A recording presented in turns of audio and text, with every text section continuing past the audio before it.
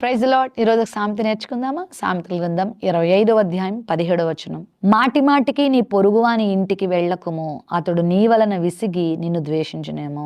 కొన్నిసార్లు వారి ఇల్లు ఉన్నా సరే పదే పదే పొరుగింటి వారి ఇంటికి వెళ్ళిపోతూ ఉంటారు చాలా మంది. నీ స్నేహితుని ఇంటికి, నీ బంధువుల ఇంటికి, దేవుని బిడ్డల ఇంటికి నువ్వు వెళ్ళు, కానీ మాటి మాటికి వెళ్ళొద్దంట. మాటి మాటికి ఒక ఇంటికి నువ్వు వెళ్ళావనుకో, ఖచ్చితంగా వాళ్ళకి నష్టమే, నీకు నష్టమే. రాను రాను వాళ్ళు నిన్నేమంటారో తెలుసా? విసిగి నిన్ను ద్వేషించే అవకాశం ఉంది. మిక్కిలి స్నేహం ప్రమాదం అని కూడా బయట ఉంది సామెత.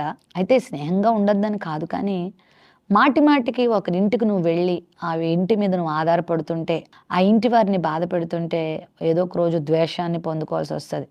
మాటి మాటికి నువ్వు వెళ్ళాల్సింది దేవుని దగ్గరికి, మాటి మాటికి నువ్వు వెళ్ళాల్సింది దేవుని మందిరానికి, మాటి మాటికి నువ్వు చేరాల్సింది ఆయన పాదాల దగ్గరికి. కానీ కొంతమంది ఇంక వాళ్ళకి ఇల్లు లేనట్టు ఆ పొరుగింటింట్లోనే గడుపుతూ ఉంటారు. అక్కడ ఏదో ఒక ప్రమాదాన్ని తెచ్చుకుంటారు. వీళ్ళు ఉండడం వల్ల ఆ ఇంటిలో ఏదో నష్టం సంభవిస్తూ ఉంటుంది. బైబిల్ చెప్తుంది, మాటి మాటికి పొరుగువాని ఇంటికి వెళ్ళొద్దు.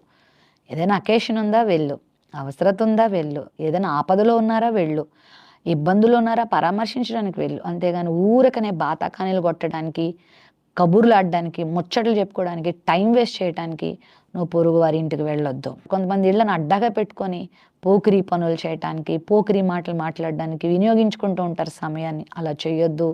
అలా చేస్తే ఏదో ఒక రోజు ఆ ఇంటి వారి చేతే నువ్వు త్రోసివేయబడతావు, ఆ ఇంటి వారి చేతే ద్వేషించబడతావు, ఆ ఇంటి వారి చేతనే నష్టపోతావు.